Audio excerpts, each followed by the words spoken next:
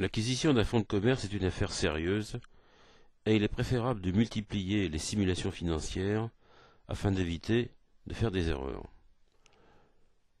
Le tableau suivant permet de tester le prix demandé par le vendeur. Dans un premier temps, nous utilisons les déclarations fiscales du vendeur pour remplir cette grille. Nous prendrons les chiffres sur les 3 dernières années.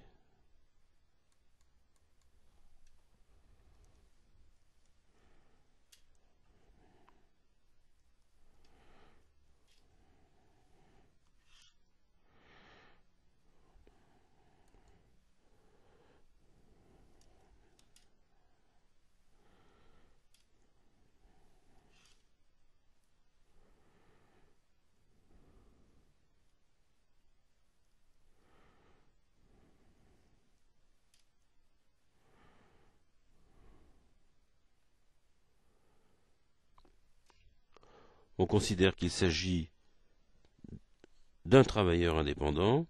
Le travailleur indépendant n'a donc pas de rémunération comptabilisée dans son compte d'exploitation.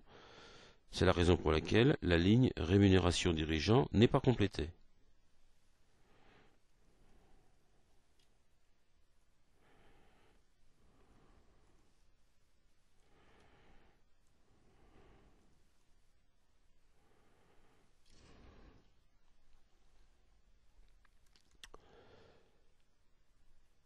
On considère que les fonctions techniques, administratives remplies par le futur acquéreur devraient être normalement rémunérées à raison de 2 000 € par mois.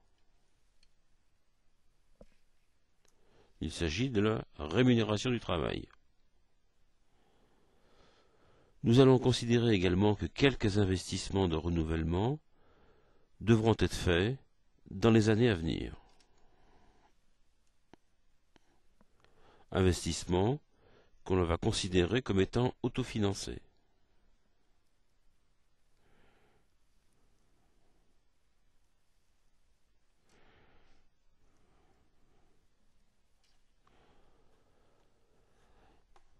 Nous allons considérer que le prix demandé par le vendeur est de 150 000 €.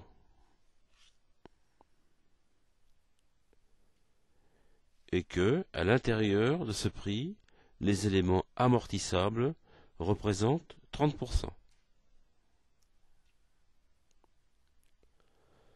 Nous allons également considérer que l'apport de l'acquéreur sera de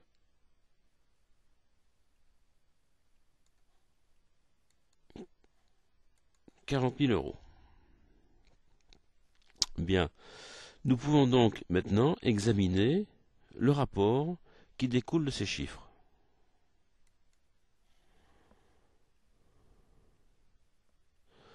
En fonction des chiffres tirés des déclarations du vendeur, nous pouvons constater que le résultat auquel on ajoute les charges liées à l'investissement, c'est-à-dire les intérêts des emprunts, pondérés en fonction de l'année de réalisation, donne une valorisation de 135 000 €, valorisation calculée sur la moyenne de ces 3 dernières années, que l'on multipliera par 3 ans. Généralement, en effet, on considère qu'un fonds de commerce doit être valorisé en fonction de 3 années de rentabilité.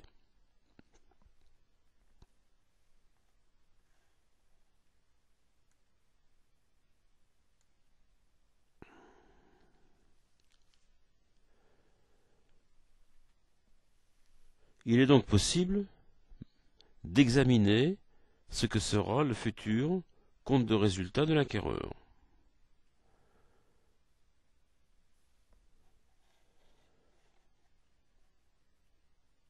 Nous partons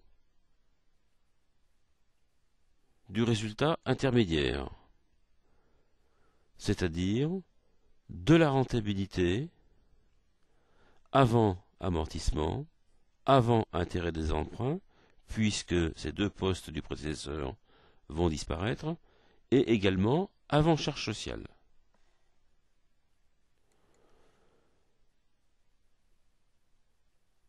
Le futur acquéreur devra supporter des amortissements pour la quote-part compris dans le prix de vente, et puis il devra également supporter ses charges sociales.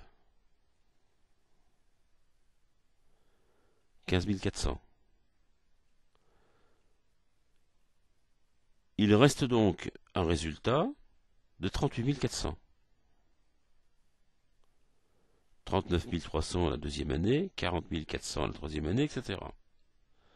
En termes de trésorerie, et bien sûr, avant toute incidence de l'emprunt, en termes de trésorerie, les amortissements n'étant pas une charge décaissable, il faut en tenir compte en plus dans la trésorerie. Par contre, il faut éliminer de la trésorerie ce qui sera prélevé par l'exploitant pour vivre.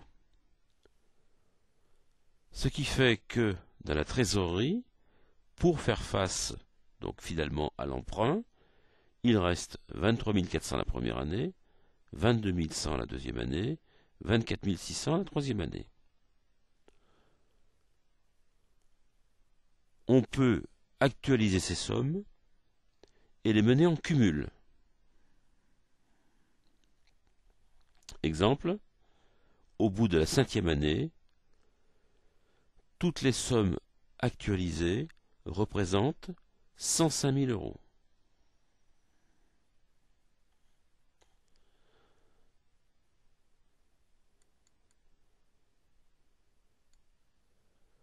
Il est maintenant possible de rapprocher ces excédents du prix.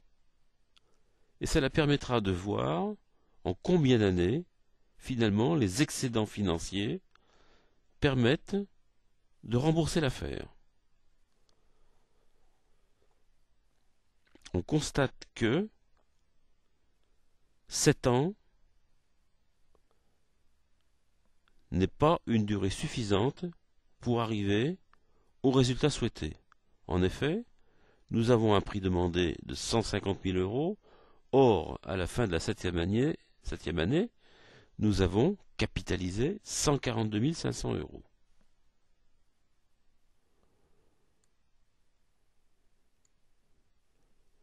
Nous pouvons faire la remarque suivante. La durée raisonnable qu'on est en droit de retenir est de 7 ans. Au-delà, il faut vraiment des conditions d'exploitation exceptionnelles pour accepter cette situation.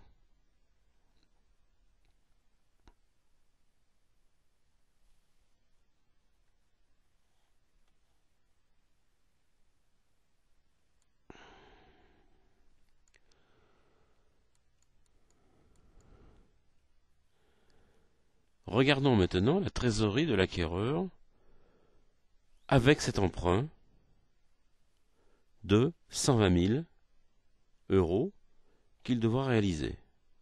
120 000 euros correspondant au prix, plus les frais d'acquisition, moins son autofinancement. Si l'on reprend le compte de résultat plus haut, nous obtenons un résultat qui cette fois-ci tient compte du coût d'acquisition. Nous obtenons 35 200 euros la première année, 36 500 la deuxième, 38 100 la troisième. Compte tenu également des amortissements, des prélèvements pour la vie courante et du remboursement de l'emprunt de 120 000 euros, on constate un léger excédent de trésorerie qui est d'environ 5 000 euros par an.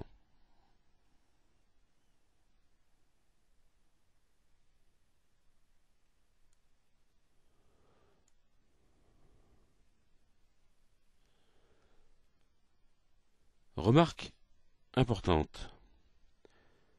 Cette étude est faite en considérant que la reprise est effectuée sous le statut de travailleur indépendant. Lorsque le prix d'achat comprend des éléments incorporels importants, il faut être très prudent, car si il faudra bien rembourser l'emprunt correspondant à ces éléments incorporels, il ne faut pas oublier qu'en comptabilité, il ne génère aucune charge. On risque donc d'avoir un décalage entre les résultats taxables et le cumul des disponibilités. Dans cet exemple, l'écart est significatif, puisque de 70 000 euros. D'où la conclusion affichée que dans le cas présent, il serait beaucoup plus prudent de réaliser cette acquisition dans le cadre d'une EURL soumise à l'impôt société. Vous trouverez d'ailleurs sur ce site une étude sur ce point.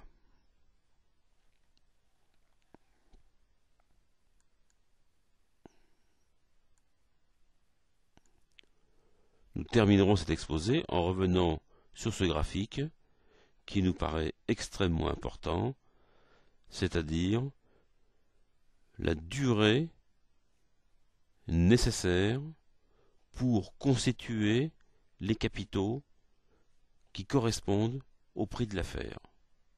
Tout à l'heure, nous estimions qu'une durée de 7 ans était une durée normale. En dessous, sauf risque important lié à l'affaire, nous pouvons considérer que le prix demandé est correct. Par contre, toute durée supérieure à 7 ans doit inciter à beaucoup de prudence, car ça peut être le signe d'un prix demandé excessif.